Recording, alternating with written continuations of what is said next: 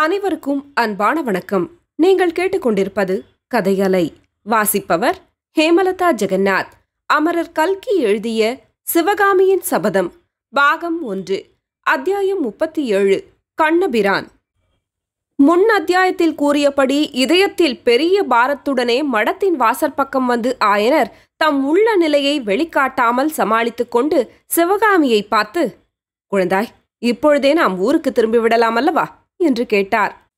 கமலியை பார்த்துவிட்டு காலையில் போகலாம் அப்பா என்று சிவகாமி மறுமொழி சொல்லிக் கொண்டிருக்கும் போதே கடகடவென்ற சத்தத்துடன் இரட்டை குதிரை பூட்டிய ரதம் ஒன்று அங்கே நின்றது. அதை ஓட்டி வந்த சாரதி ரதத்தின் முன்தட்டிலிருந்து குதித்து வந்து மடத்து வாசலில் ஆயனரும் சிவகாமியும் நின்று கொண்டிருந்த இடத்தை அடைந்தான். அவன் நல்ல திடகாத்திர தேகமுடையவன். பிராயம் 25 இருக்கும். ஐயா, இங்கே மாமல்லபுரத்திலிருந்து ஆயன சிற்பியாரும் அவருடைய மகள் சிவகாமி அம்மையும் வந்திருக்கிறார்களாமே, நீங்கள் கண்டதுண்டா என்று அவன் கேட்டான்.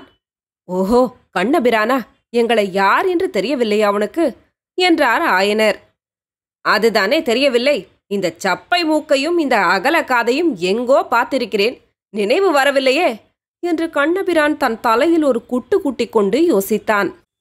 என் அப்பனே, மண்டையை உடைத்துக்கொண்டு எங்கள் மேல் பழியை போடாதே. கமலி அப்புறம் எங்களை லேசில் விடமாட்டாள். நீ தேடி வந்த ஆயன சிற்பியும் சிவகாமியும் நாங்கள்தான் என்றார் ஆயனர். அடாடாடாடா, இதை முன்னாலேயே சொல்லியிருக்க கூடாதா? எனக்கும் சந்தேகமாய்த்தான் இருந்தது. ஆனால் கண்ணார் கண்டதும் போய் காதால் கேட்டதும் போய் தீர விசாரிப்பதே மெய் என்று கும்பகர்ணனுக்கு ஜாம்பவான் சொன்ன பிரகாரம் இருக்கட்டும். அப்படியென்றால் நீங்கள்தான் ஆயன சிற்பியாரும் அவருடைய மகள் சிவகாமியும் ஆக்கும். ஆனால் உங்களில் ஆயன சிற்பி யார், அவருடைய மகள் யார் என்று விகடகவியான அந்த ரதசாரதி கேட்டுவிட்டு அந்தி மாலையின் மங்கிய வெளிச்சத்தில் அவ்விருவர் முகங்களையும் மாறி மாறி உற்று பார்த்தான். சிவகாமி கலகலவென்று நகைத்துவிட்டு, அண்ணா, நான் தான் சிவகாமி. இவர் என் அப்பா. நாம் நிற்பது பூலோகம், மேலே இருப்பது ஆகாசம். உங்கள் பெயர் கண்ணபிரான், என் அக்கா கமலி. இப்போது எல்லாம் ஞாபகம் வந்ததா? அக்கா சௌக்கியமா? இன்று ராத்திரி உங்கள் வீட்டுக்கு வருவதாக எண்ணியிருந்தோம் என்றாள். ஓஹோ, அப்படியா? கும்பிடப் போன தெய்வம் விழுந்தடித்து குறுக்கே ஓடி வந்த கதையாக அல்லவா இருக்கிறது. நீங்கள் எங்கள் வீட்டுக்கு வருவதாக இருந்தீர்களா? ஆமாம். வரலாமா கூடாதா? ஒரு விதமாக யோசித்தால் வரலாம், இன்னொரு விதமாக யோசித்தால் வரக்கூடாது. அப்பா, நாம் ஊருக்கே போகலாம், புறப்படுங்கள் என்று கோபக்குரலில் சிவகாமி கூறினாள். அம்மா தாயே, அப்படி சொல்லக்கூடாது. கட்டாயம் வரவேண்டும். நான் இன்றைக்கு வீட்டை விட்டு கிளம்பிய போது கமலி என்ன சொன்னாள் தெரியுமா? இதோ பார், இன்றைக்கு நாவுக்கரசர் மடாலயத்துக்கு ஆயன சிற்பியார் வருகிறாராம். அவருடன் என்னுடைய தோழி சிவகாமியும் வந்தாலும் வருவாள். 2 பேரையும் அழைத்து கொண்டுதான் ராத்திரி நீ வீட்டுக்கு திரும்பி வர வேண்டும் என்றாள். நான் என்ன சொன்னேன் தெரியுமா? அவர்கள் பெரிய மனுஷாள் கமலி. நம்ம போன்ற ஏழை வீட்டுக்கு வருவார்களா? வந்தால்தான் திரும்பி போவார்களா என்றேன். அதற்கு கமலி, நான் சாக கிடக்கிறேன் என்று சொல்லி அழைத்து வா என்றாள். அடடா, கமலிக்கு ஏதாவது உடம்பு அசௌக்கியமா என்ன என்று ஆயனர் கவலையுடன் கேட்டார். ஆமையா, 1 வருஷமாக கமலி அவளுடைய தோழியை பார்க்காமல் கவலைப்பட்டு கொஞ்சம் கொஞ்சமாக பிராணனை விட்டு கொண்டிருக்கிறாள். 3/4 பிராணன் ஏற்கனவே போய்விட்டது. மீதியும் போவதற்குள் நீங்கள் வந்தால் நல்லது. அப்படியானால் உடனே கிளம்பலாம். அதற்குள்ளே இங்கே ஜனக்கூட்டம் கூடிவிட்டது என்றாள் சிவகாமி. உண்மையிலே அங்கே கூட்டம் கூடிவிட்டது. நகரத்தில் அந்த நெருக்கடியான பகுதியில் ஆயனரும் சிவகாமியும் அரண்மனை ரதசாரதியுடன் பேசிக்கொண்டிருக்கும் காட்சி ஜனக்கூட்டத்தை கவர்ந்து இழுத்ததில் ஆச்சரியம் என்ன? ஆயனரையும் சிவகாமியையும் கண்ணபிரான் தான் கொண்டு வந்திருந்த ரதத்தில் ஏறிக்கொள்ளும்படி செய்தான். காஞ்சி மாநகரின் விசாலமான தேரோடும் வீதிகளில் 2 குதிரை பூட்டிய அந்த அழகிய அரண்மனை ரதம் பல்லவ ராஜ்யத்தின் சிறந்த ரதசாரதியினால் ஓட்டப்பட்டு விரைந்து சென்றது. ரதம் போய்க் கொண்டிருக்கையில் சிவகாமி, அண்ணா, உங்கள் வீட்டுக்கு வருகிறோம் என்று நான் சொன்னதற்கு இன்னொரு விதத்தில் யோசித்தால் வரக்கூடாது என்று சொன்னீர்களே, அது என்ன என்று கேட்டாள். தங்கச்சி, மடத்திலிருந்து குமார சக்கரவர்த்தியை அழைத்து போனேன் அல்லவா? அரண்மனை வாசலில் அவர் இறங்கியதும் என்னை பார்த்து, கண்ணா, ரதத்தை ஓட்டிக்கொண்டு மடத்துக்கு போ. அங்கே ஆயனரும் அவர் மகளும் இருப்பார்கள். அவர்களை ரதத்தில் ஏற்றிக்கொண்டு போய் மாமல்லபுரத்தில் விட்டுவிட்டு வா. அவர்கள் வேண்டாம் என்று சொன்னாலும் கேட்காதே என்று கட்டளையிட்டார். குமார சக்கரவர்த்தி அவ்விதம் கட்டளையிட்டிருக்கும் போது நம்முடைய வீட்டுக்கு அழைத்து போகலாமா என்று யோசித்தேன் என்றான் கண்ணபிரான். சுற்றி வளைத்து பீடிகை போடாமல் உங்களால் ஒன்றும் சொல்ல முடியாதே என்று சிவகாமி கேட்டாள். முடியாது தங்கச்சி, முடியாது. அதற்கு காரணமும் உண்டு. முன்னொரு காலத்தில் நான் சின்ன குழந்தையாயிருந்த போது. நிறுத்துங்கள், நான் அதை கேட்கவில்லை. அவசரமாக குமார சக்கரவர்த்தி மடத்திலிருந்து போனாரே, ஏதாவது விசேஷமான செய்தி உண்டோ என்று கேட்டேன். மதுரையிலிருந்து தூதுவர்கள் வந்திருக்கிறார்கள். மதுரையிலிருந்து தூதுவர்கள் என்றதும் சிவகாமிக்கு தான் முன்னம் கேள்விப்பட்ட திருமண தூது விஷயம் ஞாபகம் வந்தது. எனவே, தூதர்கள் என்ன செய்தி கொண்டு வந்தார்கள் என்று கவலை தொனித்த குரலில் கேட்டாள். அந்த மாதிரி ராஜாங்க விஷயங்களையெல்லாம் நான் கவனிப்பதில்லை தங்கச்சி என்றான் கண்ணபிரான். அதை கேட்ட ஆயனர், ரொம்ப நல்ல காரியம் தம்பி. அரண்மனை சேவகத்தில் வெகு ஜாக்கிரதையாய் இருக்க வேண்டும். நமக்கு சம்பந்தமில்லாத விஷயங்களை காதிலேயே போட்டுக்கொள்ளக்கூடாது என்றார். அப்போது ரதம் தெற்கு ராஜ வீதியில் அரண்மனையின் முன்வாசலை தாண்டி போய்க் கொண்டிருந்தது. வீதியின் ஒரு பக்கத்தை முழுவதும் வியாபித்திருந்த அரண்மனையின் வெளிமதலையும் முன்வாசல் கோபுரத்தையும் அதை காவல் புரிந்த வீரர்களையும் உள்ளே தெரிந்த நெடிய பெரிய தாவள்யமான சுவர்களையும் படிப்படியாக பின்னால் உயர்ந்து கொண்டு போன உப்பரிகை மாடங்களையும் சிவகாமி பார்த்தாள். தன்னையும் தன்னுடைய இதயத்தை கவர்ந்த சுகுமாரரையும் பிரித்து கொண்டு இத்தனை மதில் சுவர்களும் மாடக்கூடங்களும் தடையாக நிற்கின்றன என்பதை எண்ணி ஒரு நெடிய பெருமூச்சு விட்டாள். அத்தியாயம் 38. கமலி. காஞ்சி மாநகரில் சக்கரவர்த்தியின் பிரதான அரண்மனைக்கு பின்புறத்தில் விஸ்தாரமான பூந்தோட்டம் இருந்தது.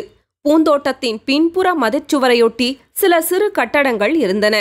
அவற்றில் சில குதிரை லாயங்கள், சில ரதங்களை நிறுத்தும் கொட்டடிகள், மற்றவை ரதசாரதிகளும் தோட்டக்காரர்களும் வசித்த வீடுகள். அந்த வீடுகளில் ஒன்றுக்கு முன்னால் கண்ணபிரான் ஓட்டிக்கொண்டு வந்த ரதம் நின்றது. ரதத்தின் சத்தத்தை கேட்டு வீட்டுக்குள்ளே இருந்து ஒரு பெண் குதூகலமாக குதித்துக் கொண்டு ஓடி வந்தாள். கமலி, யாரை அழைத்து வந்திருக்கிறேன் பார் என்று சொல்லிக்கொண்டே கண்ணபிரான் ரதத்திலிருந்து குதித்தான். அதே சமயத்தில் ரதத்திலிருந்து சிவகாமி இறங்குவதை பார்த்த கமலி ஒரே பாய்ச்சலாக பாய்ந்து சென்று சிவகாமியை ஆர்வத்துடன் கட்டிக்கொண்டாள்.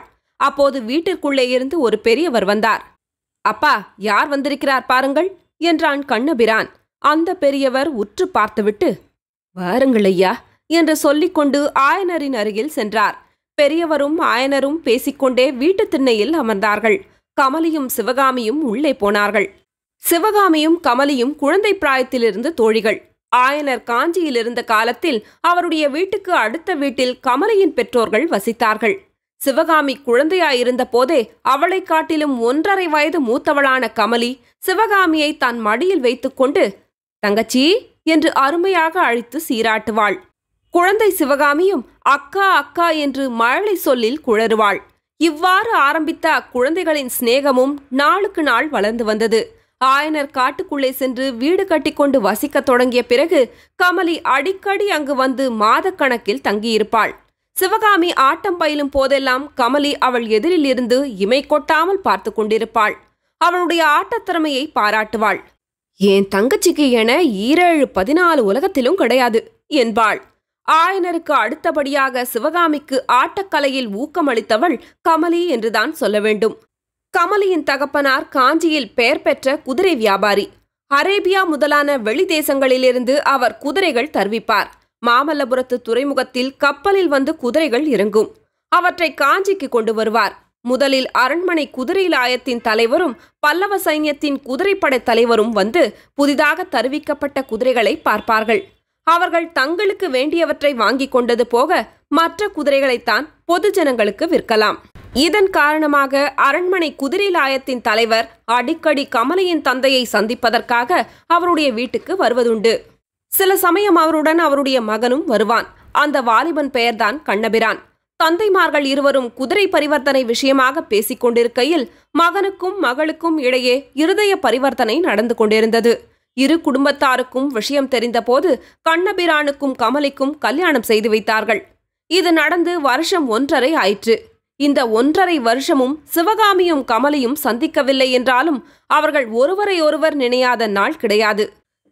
இரவு உணவு அருந்திய பின்னர் ஆயனரும் அரண்மனையின் அஸ்வபாலரும் வாசல் திண்ணையில் காற்றோட்டமாக படுத்துக்கொண்டு யுத்த நிலைமையை பற்றி பேசத் தொடங்கினார்கள். வீட்டுக்குள்ளே அரண்மனை பூந்தோட்டத்தை அடுத்திருந்த அறையில் சிவகாமியும் கமலியும் படுத்து பேசிக் கொண்டிருந்தார்கள். ஆனால் அவர்கள் யுத்தத்தை பற்றி பேசவில்லை. கமலியின் இல்வாழ்க்கைதான் அவர்கள் சம்பாஷணையில் முக்கிய விஷயமாக இருந்தது. இடையிடையே கலீர் கலீர் என்று அவர்கள் குதூகலமாக சிரிக்கும் சத்தம் கேட்டது. இரவு 1.5 ஜாமத்துக்கு மேல் ஆனபோது வாசல் திண்ணையிலிருந்து ஆயனர், அம்மா சிவகாமி, உதயத்திற்கு முன்னால் நாம் புறப்பட வேண்டும். பேசியது போதும், தூங்கு என்றார். கமலியும் சிவகாமியும் உடனே கண்ணை மூடிக்கொண்டு தூங்குவதற்கு பிரயத்னம் செய்தார்கள். சிறிது நேரம் ஆனதும் சிவகாமி தூங்கிவிட்டதாக எண்ணிக்கொண்டு கமலி சத்தம் செய்யாமல் எழுந்திருந்து அந்த அறையின் ஒரு பக்கத்து கதவை திறந்து கொண்டு அடுத்த அறைக்குள் சென்றாள். சிவகாமி கண்களை மூடிக்கொண்டிருந்தாளே தவிர உண்மையில் தூங்கவில்லை. அவளுடைய உள்ளத்தில் எத்தனையோ எண்ணங்கள் அலைமேல் அலை எறிந்து தோன்றிக் கொண்டிருந்தன. கமலிக்கு கண்ணபிரான் மேல் காதல் உண்டான நாளிலிருந்து அவள் தன்னுடைய அந்தரங்கத்தையெல்லாம் சிவகாமியிடம் அடிக்கடி சொல்வதுண்டு. ஆரம்பத்திலிருந்தே கமலியின் காதல் ஆனந்தமாயிருந்தது. எவ்வித துக்கமோ வேதனையோ அவள் மனத்தில் ஏற்பட்டதில்லை. அந்த நாட்களில் அவளுடைய பேச்சு ஒரே குதூகலமாகவும் எக்களிப்பாகவுமே இருந்து வந்தது. கல்யாணத்திற்கு பிறகு அந்த தம்பதிகளின் இல்வாழ்க்கையும் அவ்விதமே குதூகலமாயிருக்கிறது என்பதை இப்போது சிவகாமி தெரிந்து கொண்டாள். ஆனால் தன்னுடைய காதல் மட்டும் ஏன் இவ்வளவு வித்தியாசமாக இருக்க வேண்டும்? அதில் எத்தனை வேதனை, எத்தனை ஆத்திரம், எத்தனை கோபதாபம்! கமலியின் குதூகலமான காதலுக்கும் தன்னுடைய வேதனைமயமான காதலுக்கும் உள்ள வித்தியாசத்தை எண்ணி பார்க்க பார்க்க தனக்கு தகுதியில்லாத இடத்தில் காதலை செலுத்தியதுதான் தன்னுடைய துன்பங்களுக்கெல்லாம் காரணம் என்று சிவகாமிக்கு தோன்றியது. அவரோ பெரிய சாம்ராஜ்யத்தின் சிம்மாசனத்துக்கு உரியவர், நாமோ கல்லில் உளியினால் வேலை செய்யும் சிற்பியின் மகள். அவருடைய காதலுக்கு நாம் ஆசைப்படுவது பெரிய பிசகுதான். ஆனால் இந்த பிசகுக்கு காரணம் யார்? இந்த ஏழை சிற்பியின் மகளை தேடிக்கொண்டு அவர்தானே வந்தார். ஒரு கவலையுமின்றி காட்டில் துள்ளி விளையாடும் மானைப் போல் குதூகலமாக ஆடிப்பாடிக் கொண்டிருந்த அபலை பெண்ணின் உள்ளத்தில் அவர்தானே ஆசை தீயை மூட்டினார். ஆஹா, அந்த ஆசையானது இப்போது இப்படி பெரு நெருப்பாய் மூண்டிவிட்டதே, உடம்பையும் உள்ளத்தையும் இப்படி தகிக்கின்றதே. சற்று நேரம் புரண்டு பார்த்தும் தூக்கம் வராமல் போகவே சிவகாமி படுக்கையை விட்டு எழுந்தாள். அந்த அறையின் பின்புற சுவரிலிருந்த பலகணியின் மாடத்தில் உட்கார்ந்தாள். அவள் எதிர்பார்த்தபடியே பலகணியின் வழியாக பங்குனி மாதத்து இளந்தென்றல் ஜிலுஜிலுவென்று வந்து கொண்டிருந்தது. அது சும்மா வரவில்லை. அரண்மனை பூந்தோட்டத்திலிருந்த செண்பக மரங்களில் நுழைந்தும் மல்லிகைச் செடிகளின் மீது தவழ்ந்தும் அந்த மலர்களின் இன்ப நறுமணத்தை அளாவிக்கொண்டு வந்தது. அவ்விதம் செண்பகமும் மல்லிகையும் கலந்து உண்டான சுகந்தமானது சிவகாமியின் உள்ளத்தில் ஏதோ தெளிவில்லாத பழைய ஞாபகங்களை உண்டாக்கிற்று. எத்தனையோ ஆண்டுகளுக்கு முன்னால் ஜன்ம ஜன்மாந்தரங்களில் இதே விதமான நறுமணத்தை அவள் நுகர்ந்தது போலவும் அந்த காலங்களிலும் இதே விதமான இன்ப வேதனை அவள் மனத்தில் குடிக்கொண்டிருந்தது போலவும் மங்கிய நினைவுகள் உண்டாயின. தனது அன்பை கவர்ந்து உள்ளத்தை கொள்ளை கொண்ட ஆருயிர் காதலன் தனக்கு வெகு சமீபத்திலிருந்தும் அவனை அடைய முடியாதிருப்பது போலவும் இருவருக்கும் இடையில் இன்னது என்று தெரியாத இடையூறுகள் முளைத்து பெரிய கரிய நிழல் உருவங்கள் எடுத்து நிற்பது போலவும் மனத்தில் பிரமைகள் உண்டாயின. தொடரும். கதையலை உங்களுக்கு பிடிச்சிருந்ததுன்னா உங்க நண்பர்களோடும் உறவினர்களோடும் பகிர்ந்துக்கோங்க. நன்றி.